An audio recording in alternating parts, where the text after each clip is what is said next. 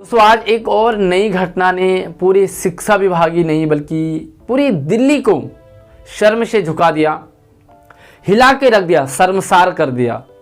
घटना की जितनी निंदा की जाए वो कम ही होगी।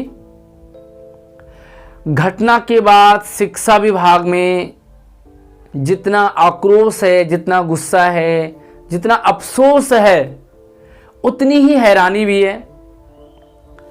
गुरु शिष्य परंपरा को तार तार कर देने वाली घटना दिल्ली के सरकारी स्कूल इंद्रपुरी की है। घटना पर हम थोड़ा सा बाद में बात करेंगे, उससे पहले एक सवाल पूछना चाहूंगा मैं आप सभी लोगों से, चाहे आप टीचर्स हैं, चाहे स्टूडेंट हैं, चाहे आप पेरेंट्स हैं, चाहे आप अदर पर्सन हैं। आखिर ये घटनाएं कब रुकेंगी? इन पर अंकुश कैसे लगाया जाएगा? और सबसे बड़ी बात है कि नुकसान शिक्षा का ही हो रहा है, स्टूडेंट का ही हो रहा है। क्यों और कैसे?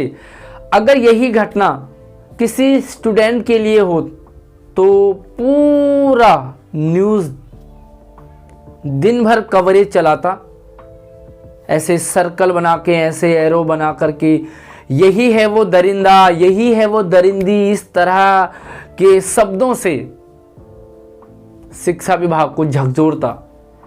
वो न्यूज़, वो समाचार चैनल आज कहाँ है?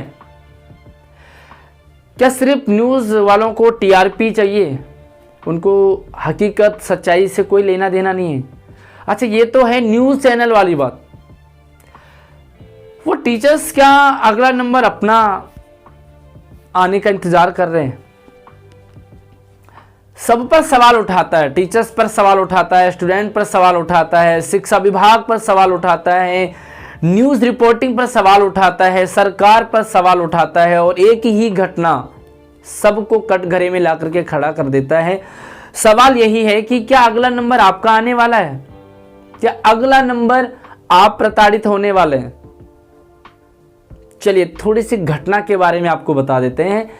दिल्ली के सरकारी स्कूल इंद्रपुरी, जहां एक टीचर जो कि क्लासरूम में ही थे, 12th क्लास के 3 बच्चों ने, जो जानकारी मिली है कि 12th क्लास के 3 बच्चों ने टीचर्स पर हमला किया है और बुरी तरह टीचर्स को घायल किया है। ये एक बार नहीं बल्कि ये अनेकों बार इस तरह की घटनाएं सामने आ रही हैं, रुकने का नाम नहीं ले रही हैं। लेकिन न्यूज़ में कहीं भी थोड़ा सा भी इसके बारे में कुछ भी नहीं आता है। आखिर क्यों?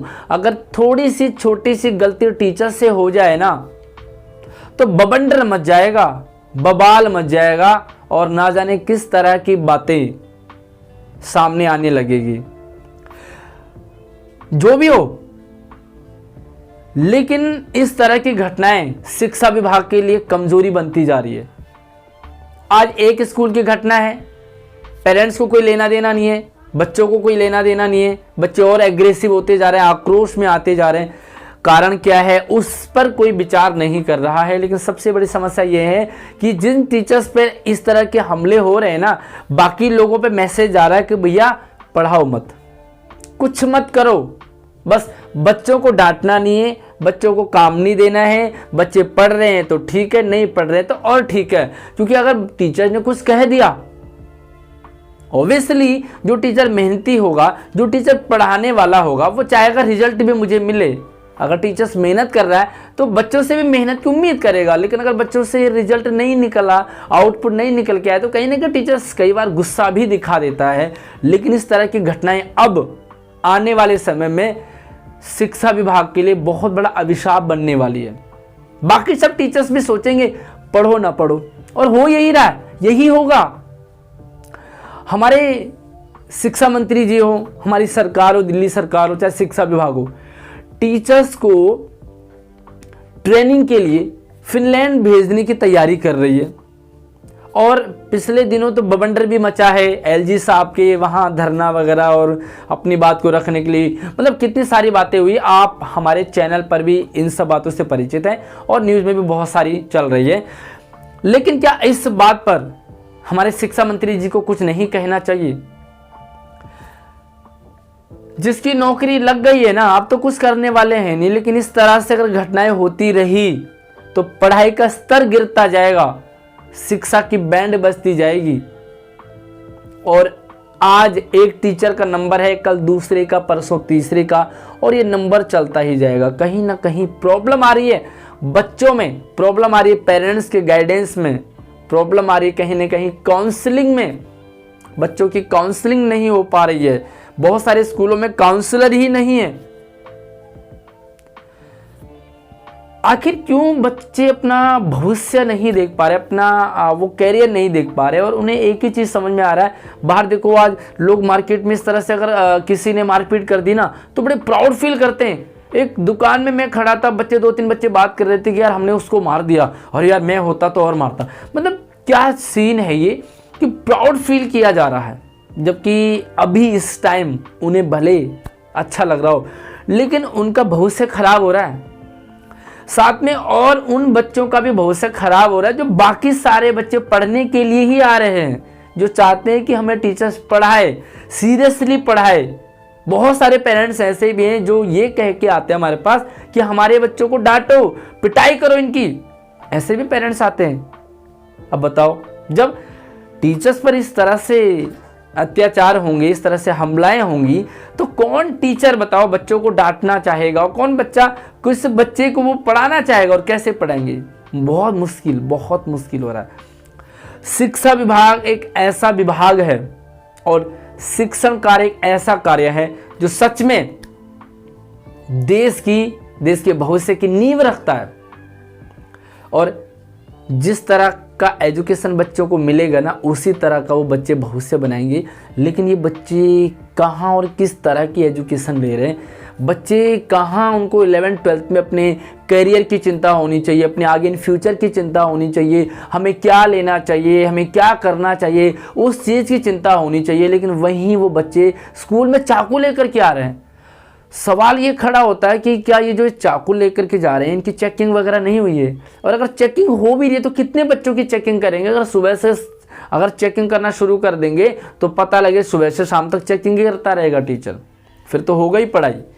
और ये पीटी टीचर्स पर हमला हुआ है। सोचो, इस तरह से हमारे मैथ के साथी हैं, जो मैथ के टीचर्स हैं, साइंस के टीचर्स हैं, जिसमें कि रिजल्ट बहुत ज़्यादा डाउन होता है। बच्चे अगर इस तरह से अग्रेसिव होते जाएंगे, इस तरह से अगर वारदात को अंजाम देते रहेंगे, तो टीचर्स कहाँ बच्चों पर ध्यान देगा?